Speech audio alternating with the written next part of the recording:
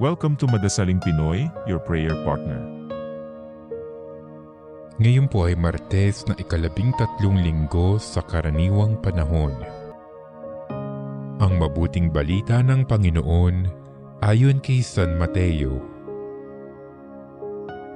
Noong panahong iyon, sumakay si Jesus sa bangka kasama ang kanyang mga alagad. Bumugso sa lawa ang isang malakas na unos at halos matabunan ng mga alon ang bangka. Ngunit natutulog noon si Jesus, kaya't nilapitan siya ng mga alagad at ginising. "Panginoon, tulungan ninyo kami," sabi nila. "Lulubog na tayo." At sinabi niya sa kanila, "Ano't kayo'y natatakot? Napakaliit naman ng pananalig ninyo." Bumangon siya, sinaway ang hangin at ang dagat, at tumahimik ang mga ito.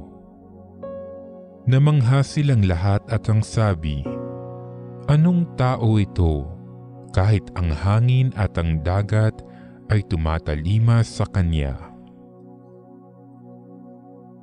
Ang mabuting balita ng Panginoon.